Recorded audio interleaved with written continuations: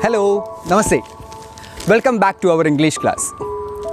I know now all of you are looking at this gift, right? Yes, and this is a small Christmas gift which I got in the last Christmas Eve. Anyway, today I am going to narrate a small and heart-touching story written by Michael Morpurgo. And the title of the story is The Best Christmas Present in the World. Even if its title is related to Christmas and Christmas present, the actual background of this story is a war. And you all know, nowadays India and China are on the verge of a war. But the war mentioned here is the First World War, which happened in 1914. Actually, it was a war between two groups of countries. One side, it's France, Britain and USA. In the other side, it's Italy, Germany and Austria, etc. In that days, there was a system that all men in those countries need to go for a war apart from their profession. No matter which profession they were doing, they need to attend the war. Actually, this story narrates an emotional stage of a person who attended that war. That war happened in 1914. The hero of this story is Mr. Jing McPherson, and he went for the war, but he never came back. So guys, shall we start the lesson? Yes. So guys, are you ready? Shall we start? Yes, the best Christmas present in the world. Actually, this story is a first-person narration. So, I spotted in a junk shop in Bidpur a roll-top desk. Our writer says that he noted a roll-top desk. What do you mean by roll-top desk? Yes, it's a typical type of a desk. Okay, a roll-top desk. He noted a roll-top desk in a junk shop in Bidpur. Okay, he noted a roll-top desk in a junk shop. Junk shop means a place where we keep unwanted things or useless things. In Bidpur, Bidpur is a place in England. So he noted a roll-top desk in a junk shop in Bidpur. The man said it was early 19th century. An oak, the man in that junk shop, says that it was an oak tree. It was made up of oak tree in 19th century. I had wanted one, but they were far too expensive. Actually, our writer wanted a roll-top desk, but he was not able to buy a new one because it was too expensive. Then this one was in bad condition, the roll top in several pieces. one like clumsily mended scratch marks all down one side. The roll top desk he noted in a junk shop was not in a good condition. It was fully damaged. One was in a bad condition, the roll top in several pieces, one like clumsily mended, scotch marks all down in one side. So in total it was damaged. It was totally damaged one. Then it was going for very little money. I'm sure it was going for very little money. I thought I could restore it, and he decided to buy it and restore it. That means he decided to do some maintenance work in that roll top desk. And it would be a risk, a challenge, but I had to have it. To do some maintenance work in that roll top desk, actually it was a challenge, it was a risk, because it was totally destroyed or damaged. But he wanted a roll top desk, so that's why he decided to buy it. And it was going for a very little money. I thought I could restore it. It would be a risk, a challenge, but I had to have it. I paid the man and brought it back to my workroom at the back of the garage. Finally, he bought it and it back to my workroom at the back of the garage. He brought it back to his garage in a workroom at the back of the garage. I began work on it on Christmas Eve, and he started to restore it on a Christmas Eve. Next paragraph.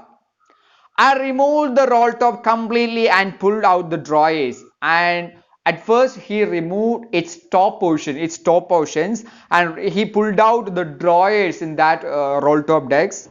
The veneer had lifted almost everywhere. Veneer means a thin layer of plastic coating. Okay, plastic or decorative wood on furniture of cheap wood. Okay, then the veneer had lifted almost everywhere, and it looked like water damaged. And that roll top desk, actually the damage was looked like a water damage, and both fire and water had clearly taken their role on this desk. The last drawer was stuck fast, and he started to open all the drawers, but the last one, the final drawer, was stuck. Okay, and he was not able to open that drawer, and he tried to open it. The last drawer was stuck. I tried all I could to ease it out gently, and he tried a lot to open that drawer, but he was not able to open that. And in the end I used brute force, and he used brute force means all the force, he used all of his force, strength, to open the drawer. I struck it sharply with the side of my fist, and the drawer flew open to reveal a shallow space underneath, a secret drawer. Finally, he opened it, and he noted a secret drawer inside that drawer. He noted a secret drawer, and there was something in there. And he noted that something was inside that secret drawer. And I reached in and took out a small black tin box, and it was a small black tin box. Cello tapped on the top of it was a piece of lined notepaper, and he noted a piece of notepaper in that box. Okay, so he noted a piece of newspaper or a piece of paper, notepaper, inside that small black tin box, and written on it in a shaky handwriting. And something was written on that paper with a shaky handwriting. So maybe it was written by an old man or old woman. He don't know who wrote that, but it was in shaky handwriting. And he read that Jim's last letter received January 25, 1915. The words in that letter was like this: Jim's last letter received January 25, 1915. I received a letter from Jim's side on January 25, 1915, to be buried with me when the time comes. Okay, whenever that person died, that letter should be buried with that person. Okay, so to be buried with me when the time comes. I knew as I did it that it was wrong of me to open the box. So he felt guilty. Okay, so it was not actually, that letter was not for me, so I was not able to open that. Okay, so he felt guilty, and but curiosity got the better of my scruples. So it usually does. Inside the box there was an envelope. He noted an envelope inside that black tin box, and the address read, and he read that address. It was written like this: Mrs. Jing Macpherson, 12 Copper Beaches, Bidford, Dorset. The address was like this, and he noted an address on the top of the envelope, and it was kept inside that tin black tin box. Okay, and I took out the letter and unfolded it. Our writer took out the letter and folded it, and it was written in pencil and dated at the top December 26, 1940.